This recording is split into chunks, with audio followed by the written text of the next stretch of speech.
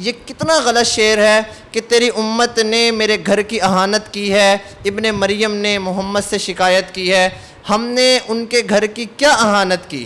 اور سب سے پہلا سوال کہ کیا یہ جو سوال ہے کہ سیدنا عیسیٰ علیہ الصلوۃ والسلام پیارے نبی اکرم صلی اللہ علیہ وسلم سے شکایت کر رہے ہیں؟ دینی اور دنیاوی معلومات کے لیے اس چینل محمد اسامہ شاہ الوی کو سبسکرائب کریں۔ بسم اللہ الرحمن الرحیم۔ امید کرتا ہوں کہ تمام دوست احباب خیر و عافیت سے ہوں گے۔ تیری امت نے میرے گھر کی اہانت کی ہے، تیری امت نے میرے گھر کی اہانت کی ہے، ابن مریم نے محمد سے شکایت کی ہے صلی اللہ علیہ وسلم۔ اس شعر کا مطلب کیا ہے؟ اس شعر کا مطلب یہ ہے کہ حضرت سیدنا عیسیٰ علیہ السلام وہ میرے نبی سے شکایت کر رہے ہیں کہ تیری امت نے میرے گھر کی اہانت کی ہے، یعنی کہ میرے گھر کی انہوں نے توہین کی ہے۔ یہ شکایت کون کر رہا ہے؟ یہ سیدنا عیسیٰ علیہ السلام کر رہے ہیں پیارے نبی اکرم صلی اللہ علیہ وسلم سے۔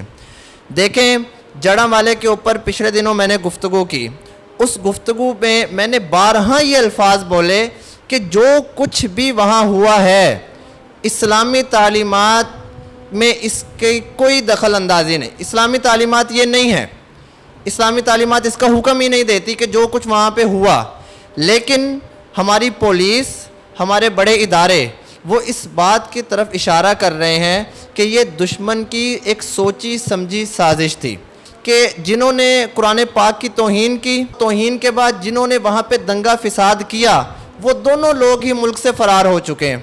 آپ کسی بھی نیوز چینل پہ دیکھیں، وہاں کے علماء کرام نے تمام اشتعال انگیزی کے جو حرکات تھے ان کو بند کرنے کی کوشش کی۔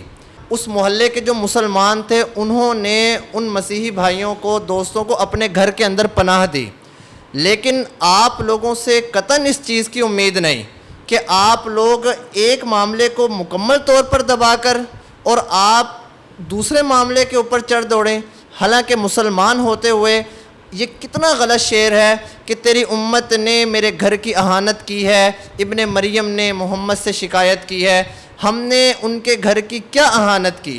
اور سب سے پہلا سوال کہ کیا یہ جو سوال ہے کہ سیدنا عیسیٰ علیہ السلام پیارے نبی اکرم صلی اللہ علیہ وسلم سے شکایت کر رہے ہیں، تو کیا یہ شکایت صرف سیدنا عیسیٰ علیہ السلام کر رہے ہیں؟ کیا میرے نبی اکرم صلی اللہ علیہ وسلم شکایت نہیں کریں گے کہ آپ کے جو امت ہے ان کے لوگوں نے ڈنمارک میں، فرانس میں، سویڈن میں میرے اوپر جو کلام پاک اترا اس کی کس طرح توہین کی، میرے خاکے کس طرح بنائے گئے، ان خاکوں کو شائع کس طرح کیا گیا؟ کیا یہ شکایت میرے محمد صلی اللہ علیہ وسلم سیدنا عیسیٰ علیہ السلام سے نہیں کر سکتے؟ آپ مسلمان ہو کر آپ نے ایک فرقے کے اوپر، ایک طبقے کے اوپر آپ نے اتنی کرم نوازیاں کر دی کہ آپ نے اس کے اندر اسلام کو دبا دیا۔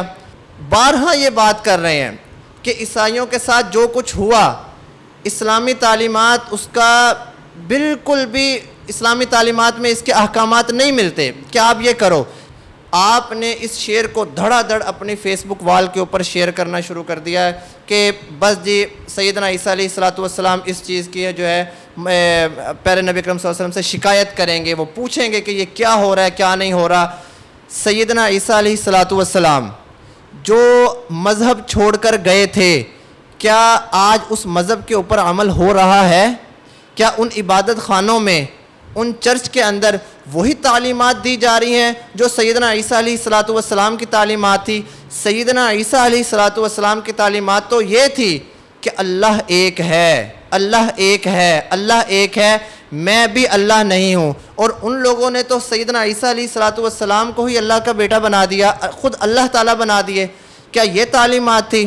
لوگوں نے کہنا شروع کر دیا کہ جنہوں نے چرچ جلائے ہیں اب ہونا یہ چاہیے کہ مسجدوں کے اندر ان کو جگہ دی جائے، مسجدوں کے اندر جگہ دی جائے۔ قرآن پاک اس بارے میں کیا کہہ رہا ہے؟ قرآن پاک کہتا ہے انما المشرکون نجس فلا یقربوا المسجد الحرام، کہ جو بھی مشرک ہے وہ نجس ہے، وہ مسجد حرام کے قریب مت آئے۔ آپ ایک مشرک کو جو اللہ تعالیٰ کے علاوہ غیر اللہ کو بھی سجدے کرتے ہیں، جو اللہ تعالیٰ کے علاوہ انبیاء کو، اولیاء کو سجدے کرتے ہیں، ان کو اللہ مانتے ہیں، آپ ان کے لیے اتنے وہ ہو گئے کہ آپ نے دین اسلام کو نیچے کر دیا، یہ دین اسلام کی تعلیمات نہیں ہے، قطعاً تعلیمات نہیں ہے۔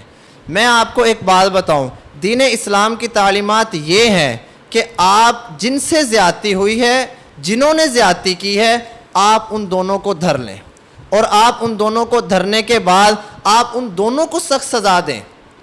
ہم تو اس چیز کے اوپر ہیں کہ جس نے قرآن پاک کی توہین کی، جس نے نبی اکرم صلی اللہ علیہ وسلم کی توہین کی، آپ ان دونوں کے خلاف سخت سے سخت ایکشن لیں، لیکن اس کے اندر آپ مسلمانوں کو نیچا دکھا دیں، آپ مسلمانوں کو نیچے دبا دیں کہ مسلمانوں نے غلط کر دیا، مسلمانوں نے یہ کر دیا، مسلمان گندے ہیں، مسلمان ایسے ہیں، مسلمان ایسے ہیں۔ اور افسوس تو تب ہوتا ہے کہ جب یہی باتیں ہم کسی اور سے نہیں بلکہ خود اپنے مسلمان بھائیوں سے ہی سن رہے ہیں۔ ہمیں یہ باتیں کسی اور سے سننے کو ملتی، ہمیں دکھ نہ ہوتا، لیکن اپنے ہی اگر ہمارے اوپر تیر و تلوار چلانے لگ جائیں گے، پھر ہم شکوہ بھی جا کے کریں گے تو کس سے کریں گے؟ جنہوں نے حرکتیں کی ہیں، جنہوں نے برائی کی ہے، آپ ان کو سزا دیں، ناجائز کسی کو سزا نہ دیں۔ اور یہ جو شعر ہے، آپ اس کو شیئر مت کریں، اس لیے کیونکہ یہ تعلیمات عیسیٰ کے خلاف ہے۔ تعلیمات عیسیٰ علیہ السلام وہ تھی جو پیارے نبی اکرم صلی اللہ علیہ وسلم کی بھی تعلیمات ہیں۔ پیارے نبی اکرم صلی اللہ علیہ وسلم کی تعلیمات کیا ہیں؟ کہ اللہ ایک ہے۔ میرے پیارے نبی اکرم صلی اللہ علیہ وسلم ان کی وفات کا وقت قریب آ چکا تھا۔ سیدنا عائشہ ام المومنین رضی اللہ عنہا، ان کی گود میں پیارے نبی اکرم صلی اللہ علیہ وسلم کا سر مبارک تھا، سر مبارک گود میں تھا۔ آپ صلی اللہ علیہ وسلم نے فرمایا لعنت اللہ علی الیہود والنصارى، کہ اللہ تعالیٰ کی لعنتیں ہوں یہودیوں پر اور عیسائیوں پر۔ سیدہ عائشہ بھی حیران، کیوں حیران نہ ہوتی کہ رحمت للعالمین جس نے کبھی کسی کو لعنت ہی نہیں کی، آج اچانک کیا ہو گیا کہ وفات کا وقت قریب ہے اور وہ لعنت کر رہے ہیں۔ بخاری کی حدیث ہے، میں نے اپنے پاس سے تو نہیں یہ حدیث بیان کر رہا، بخاری کی ہے۔ سیدہ امی عائشہ رضی اللہ عنہا نے پوچھا کہ کیا وجہ ہے، آپ کیوں لعنت کر رہے ہیں؟ فرمایا گیا اس لیے کہ انہوں نے اپنے بڑوں کی قبروں کو اپنے لیے سجدہ گاہیں بنا لی، اپنے عام الفاظ میں اپنے ولیوں کی، بزرگوں کی، پیروں کی، صحابی کی، نبی کی، ان کی قبروں کو انہوں نے اپنے لیے سجدہ گاہیں بنا لی، اور اس لیے میں نے ان کے اوپر لعنت کی۔ اب آپ مجھے بتائیں، یہ اللہ کے نبی جو غیر اللہ کو سجدہ کرتے ہیں، جو اپنے بڑوں کے قبروں کو اپنے لیے سجدہ گاہیں مسجدیں بنا رہے ہیں، ان کے اوپر لعنت کر رہے ہیں، آپ ان سے ہمدردی کر رہے ہیں، یہ کس طرح کا جواز ہے؟ ہم بارہا یہ بات کہہ رہے ہیں کہ ہمیں اس چیز سے اختلاف نہیں ہے کہ انہوں نے صحیح کیا، انہوں نے غلط کیا، لیکن مذمت دونوں طرف سے ہے۔ جس نے قرآن مجید جلایا، جس نے نبی اکرم صلی اللہ علیہ وسلم کی توہین کی، وہ بھی غلط ہے، اور جس نے اس کے بعد وہاں پہ اشتعال انگیزی مچائی، وہ بھی غلط ہے۔ مسلمانوں کو دبا کر آپ کسی صورت بھی دوسرے طبقے کو مسلمانوں پہ حاوی نہیں کر سکتے۔ ہمیں اس چیز سے اپنے آپ کو بچانا ہوگا۔ جو دونوں کام غلط ہوئے ہیں، دونوں پہ سزا ملنی چاہیے، اور دونوں کی ہی مذمت ہونی چاہیے۔ قرآن پاک جلنے کی مذمت، نبی اکرم صلی اللہ علیہ وسلم کی گستاخی کی مذمت، اس کے بعد جو مسلمانوں نے کیا ان کی بھی مذمت کرتے ہیں، اور دونوں کی ہی حکومت سے اپیل کرتے ہیں کہ آپ دونوں کو ہی سخت سزائیں دیں، تاکہ آئندہ کوئی بھی یہ غلط حرکتیں نہ کرے۔ وما علینا الا البلاغ المبین۔